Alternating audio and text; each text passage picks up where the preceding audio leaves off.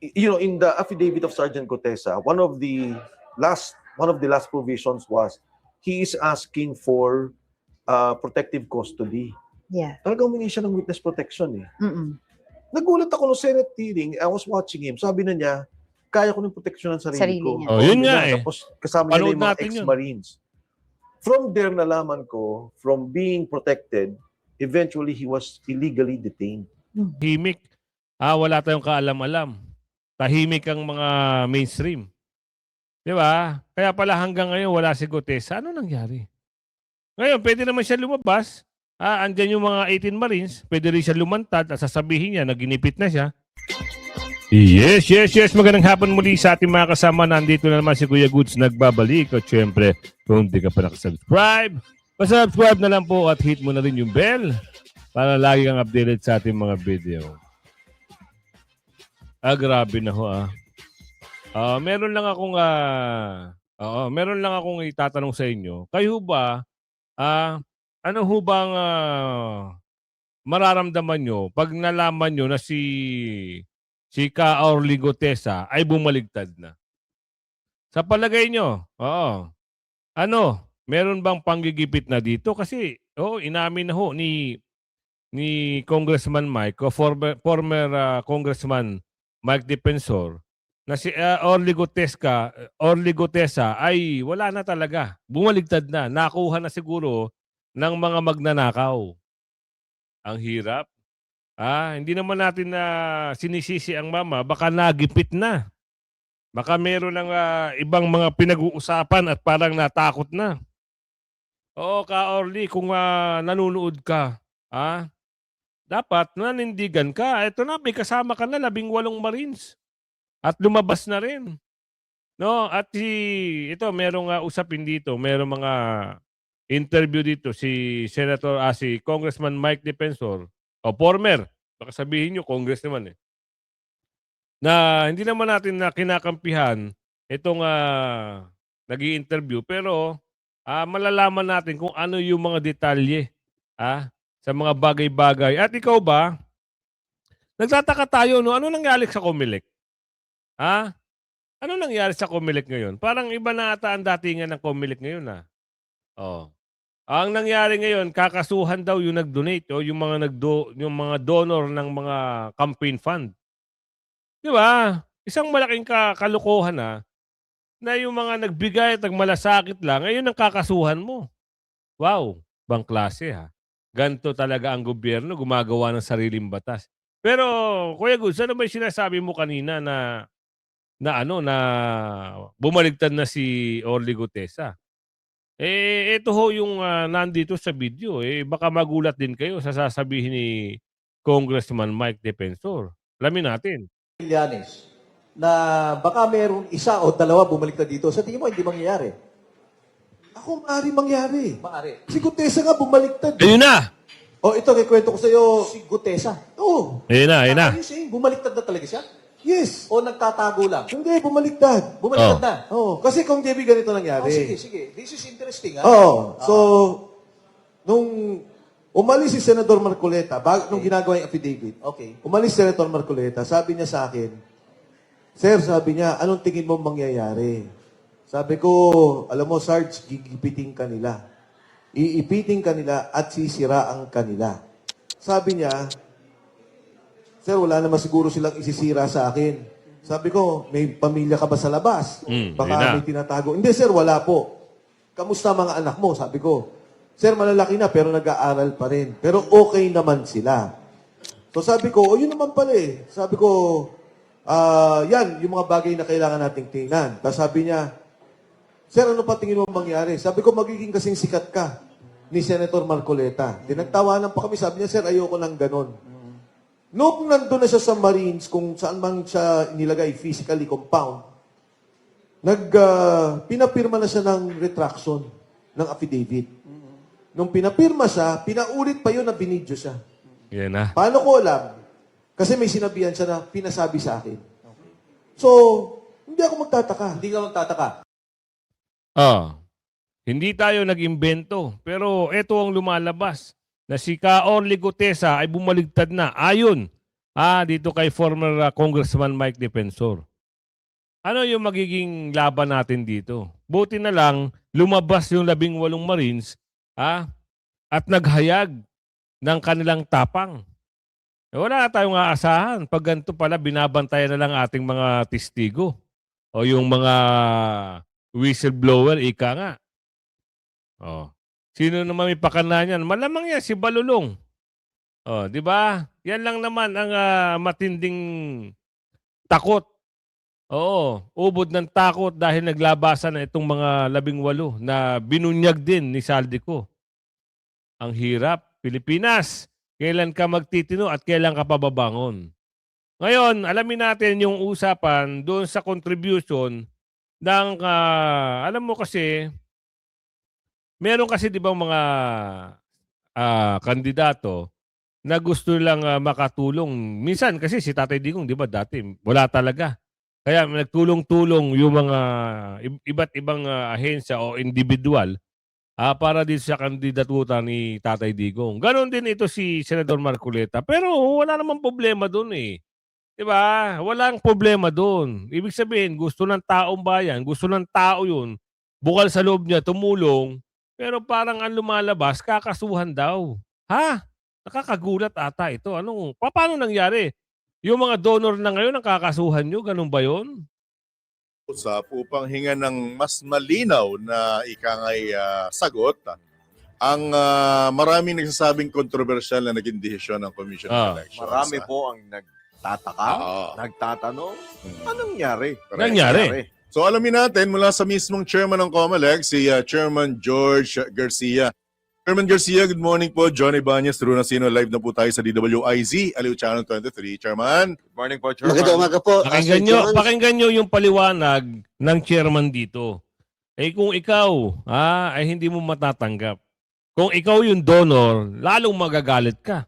Ako na nga, tumulong, ako pa kakasuhan nyo. Sir Drew, magandang umaga rin po sa mga kababayan natin. Alright. Chairman, with your indulgence, maraming nagsasabi, including hindi lang mga ordinaryong mamamayan, kami kasama ni Kuyang Drew, at maging may makaalam sa batas na tila baga mas maraming naging question kesa sa sagot dito sa naging desisyon ng Anbang kaugnay sa kaso ni Senator Marcoleta. Ano pong ikangay mas maliwanag pang paliwanag tungkol dito, Chairman? Sir John, Sir Drew, isa munang paglilinaw, ang inyong lingkod po kasi ay hindi nag-participate doon. Nag-inhibit tayo dahil nga sa mga pangyayaring nangyari ng mga nakakaraan sa pagitan ko at saka si Senator Marcoleta. Kung natatandaan niyo po yung mga dati. So, ninarapat ko pong hindi mag-participate doon. Nag-inhibit ako. Subalit nandun po ako nung sila yung aking mga kasamahan ay masiding nagdidebate, nagbabalitaktakan ng mainitan nung dinidiscuss nila yung kaso na iyan.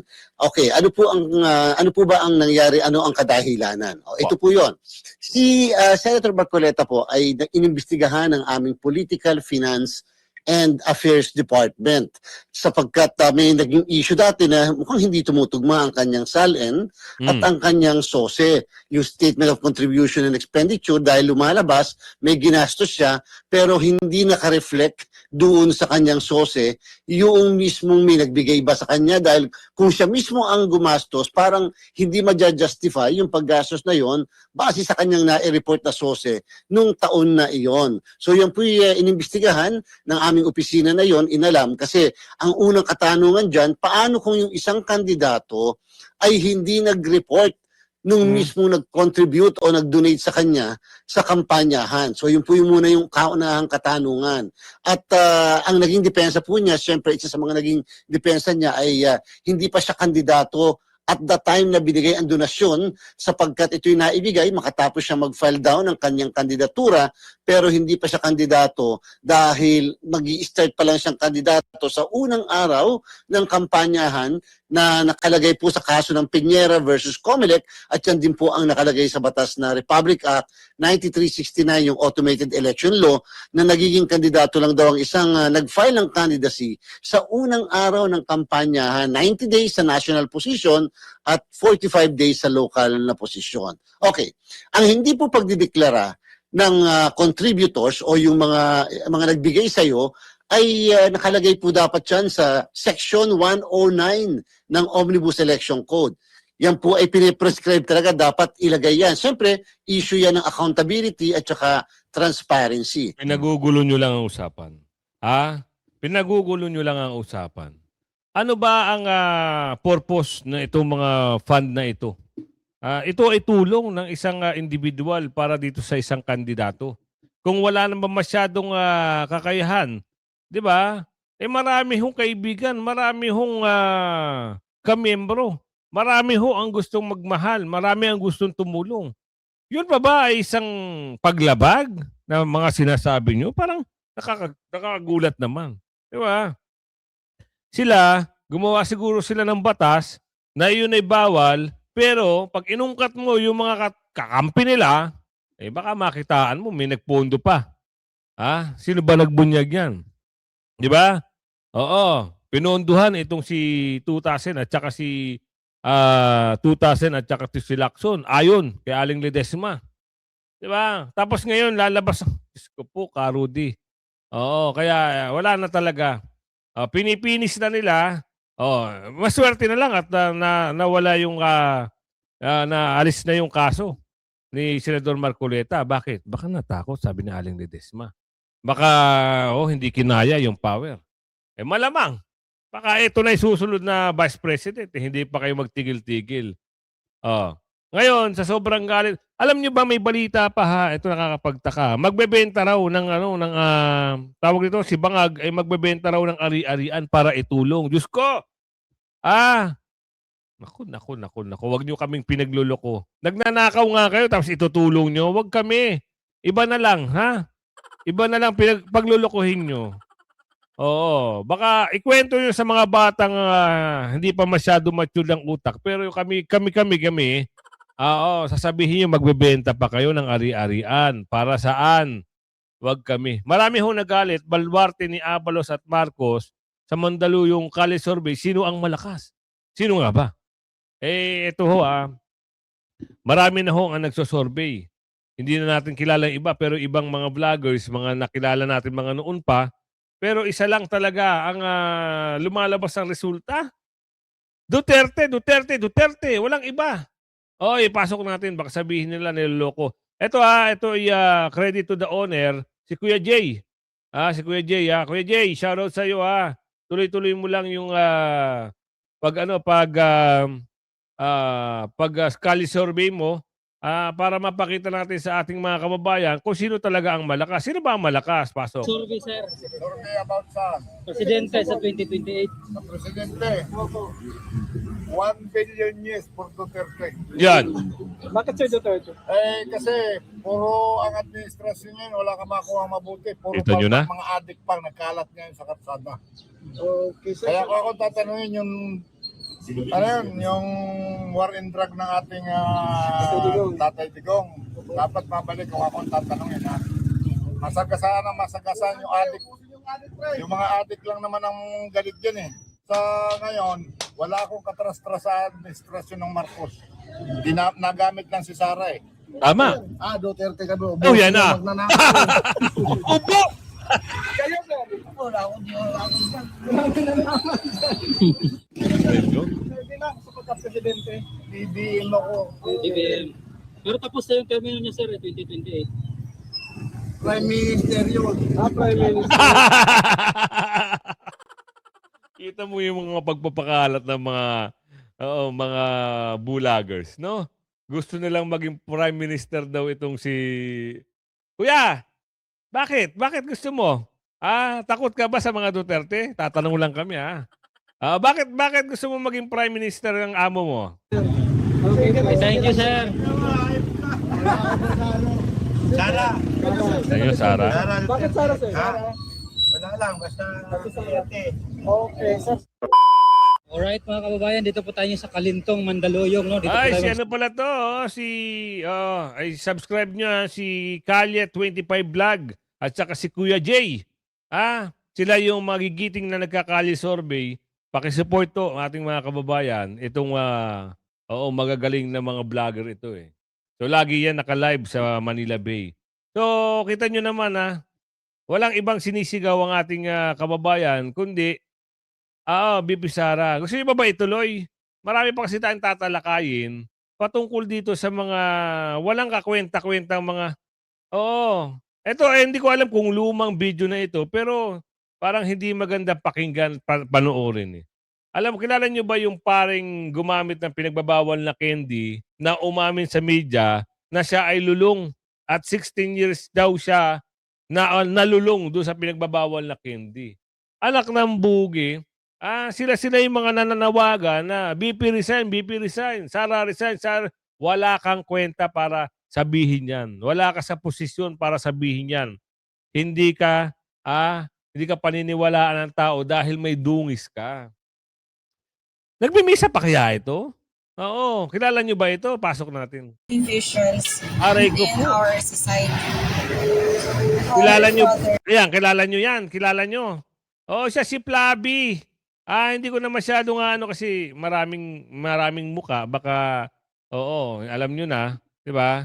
Siya si Flaby, yung mahilig bumatikos at nag-file pa ng impeachment. Kasama ito ni Oo, nung unang-unang impeachment noong 2025, kasama rin siya. Noong 2026, kasama rin siya. Wala rin siyang tigil eh. Oo, ang batikos niya talaga sa mga Duterte kasi nga, di ba, umamin na nga ito. Di ba? Yung pinagkukunan daw na ng income, yung pagbebenta ng aray ko po ang saklap. Yun na lang daw madaling paraan para makaahon sa kahirapan. Wow! Saan mo hinuhugot yung mga pananalita mo? Yung mga ganyang bagay, Dismiyo, Marimar. Oo. Alam nyo ba, pag ganyan ang paniniwalaan nyo, wala talaga. Kawawa. Kaya kayo, eto, mas bilib ako dito sa obispo na ito dahil, talagang hinamon niya itong mga magnanakaw na congressman na isoli ang kanilang mga ninakaw.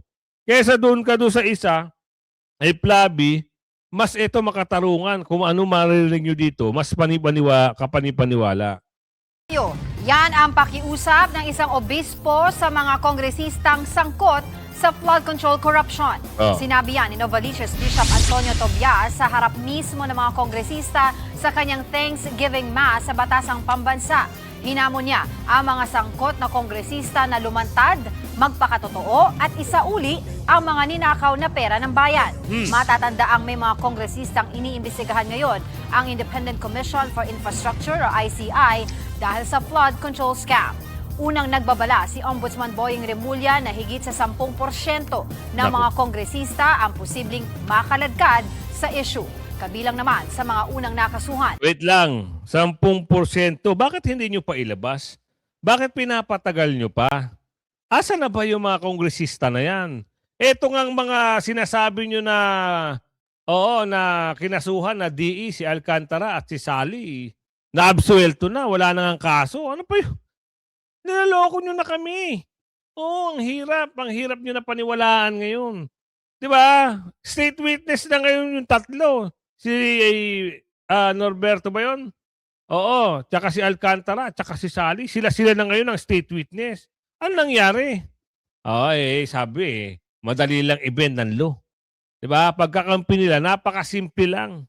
Kumari, may kwentong ikukulong, iimbestigahan.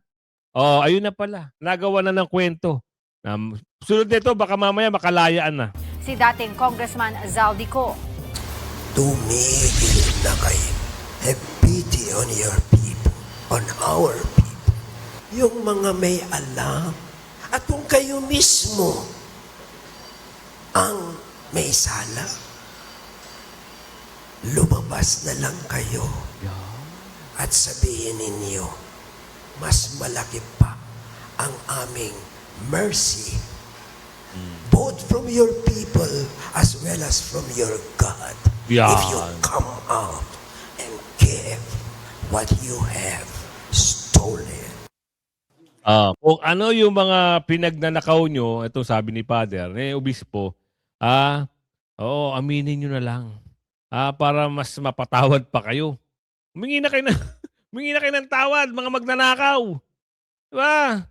Kakapal ng mga pagmumukha nyo. Ang dami nyong ninakaw sa kaban ng bayan. Talagang sinabihan na sila. Doon kayo maniwala. Wag doon kay Flavi. Diyos ko, si Flavi, wala namang ginawa yan si Flavi, kundi atakihin si BP Sara. Ganon ang kanilang banat. Diba? Batikos dito, batikos doon. Oo. Husga dito, husga doon. Kaso dito, kaso doon. Puro na lang kinasuhan nila. Puro Duterte, puro Duterte. Supply at presyo ng pagkain nananatiling matatag ayon kay Bangag. Aray ko po, ano naman pinagsasabi mo dyan? Na sobrang mahal na ng pagkain. Yung 20 pesos na bigas mo, ano na nangyari? Hindi naman sa kasi ang yabang-yabang nila. Pero yung 20 pesos na bigas, hinahanap ng tao, asa na Diba? Ilabas nyo yung yabang nyo ngayon. Yung 20 pesos na bigas nyo, ngayon nyo ilabas.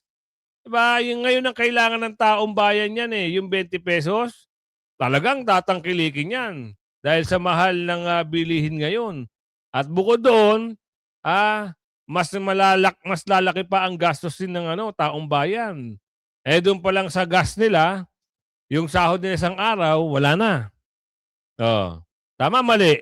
Ngayon, eto, may banat na naman siya. Ang supply ay hindi kailangan mag-alala ang taong bayan. Ang food supply natin ay sapat kahit na pangmatagalan. Nananatiling matatag ang supply at presyo ng pagkain. Ito ang muling tiniyak ni Pangulong Ferdinand Marcos Jr. matapos inspeksyonin ng isang food manufacturing company sa Calamba City sa Laguna kanina. Ayon kay Pangulong Marcos, maayos sa ngayon ang estado ng pagkain sa bansa sa kabila ng giyera sa gitnang silangan. At kami naman, nakita naman ninyo, isa lamang ito, 10% pa lang ito sa kanilang stock. Ibig sabihin, hindi lamang ang Century, kundi ang iba't ibang mga food processors at saka retailers ay maayos naman ang stock natin. Ayon kay Department Tanungin nyo yung 20 pesos na bigas. Please lang kasi ngayon ang kailangan ng taong bayan yan. Diba? Kahit ngayon, kahit kami, naghahanap kami ng 20 pesos na bigas, wala na kami makita puro lang kayo paandar. Ngayon sasabihin nyo, ano sabi nila? Huwag kayong mangamba. Tapos na supply ng gasolina raw, huwag na rin kayong mangamba. Baka sunod niya, wala na talaga, huwag kayong mangamba kasi wala na kayong pagkukuha ng gasolina. Ayaw nila tayo maging mag-isip kung ano yung ikabubuti na pangkamatagalang solusyon. Puro lang sila. Ito aligasyon, ang aligasyon dito. Alamin nga natin ito. Are the allegation against the marine political or something deeper? Ano ba mas malalim pa dito? Ito ay political o meron pang mas malalim na So usapin? yan, kasi after my stint in Congress, medyo ayoko na talagang pumasok sa politika. A lot of people were telling me, "Uy, magsalita ka naman," so on so forth. Sabi ko, hindi. You have senators, you have congressmen. They wanted me to run the previous elections before that. Sabi ko, ayoko. For Congress. For Congress in a district, and then another one was the party list. Party Again, list, they were even asking me to join. Pero sabi ko nga, ang gusto ko sana is to really focus on the business, on what I was doing sa family. Si Sergeant Gutesa, lumapit sa isang kaibigan ko sa UP. Okay. So sabi ng taga-UP na friend ko, sabi niya, baka gusto mong pakinggan to. Gusto mong tingnan ko ano yung sinasabi. So parang ang discussion namin was, gusto niyang magkwento kay Senator Marcoleta, who was then the chairman of the Blue Ribbon Committee. Right. So nagkwento si Sergeant Gutesa. Ako shocked. Yung mali-maletang pera, may delivery na 46 maletas, so on so forth. Sabi ko maganda yan, ikwento mo yan mismo kay Senator Marcoleta. So, there was a meeting I had with Senator Marcoleta. Then I mentioned to him, sabi ko, may ganitong sitwasyon, may ganitong ikinuwento, dating security ni Saldico, ex-Marine. Sabi niya, kilala mo ba yan? Sabi ko, hindi. Pero kilala ng kaibigan ko. And he's vouching for the person. But did you personally verify their identities, yeah. their connection Yes. before, Yes. going with that them he in public? Yes. I was able to establish that he was with Saldico. So nung nag-meet sila, nag-usap, he started telling the story of ng delivery ng pera, doon sa McKinley. Marami siyang kinuwento ng mga bagay.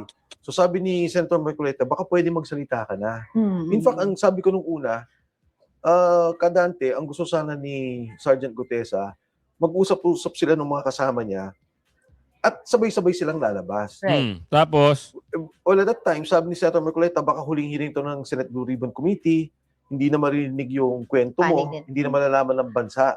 Tapos sabi niya yung mga anak mo, yung future ng ating bansa.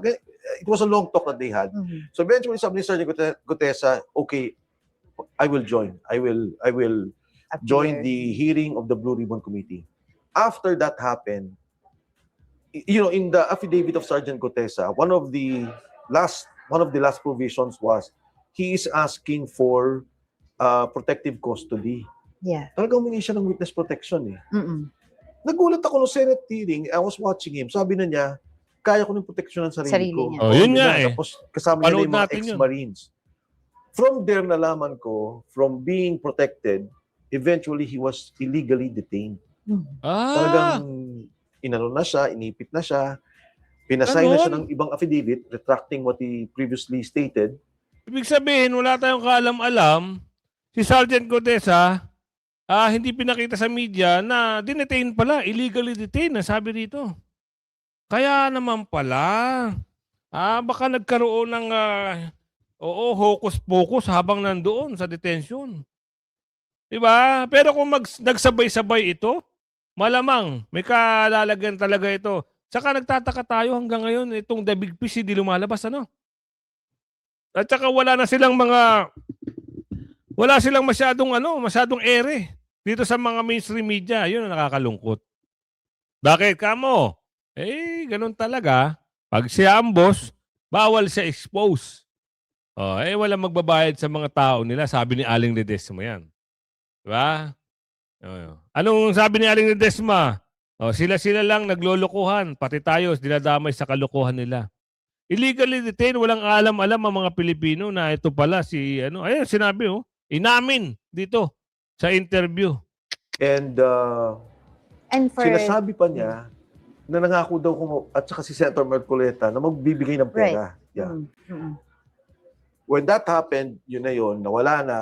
And then a lot of retired military officers, sinasabi nila marami daw mga sundalo si Saldico ang gustong lumabas, magsalita. Iba-iba. Siguro 2 or 3 people talking to me.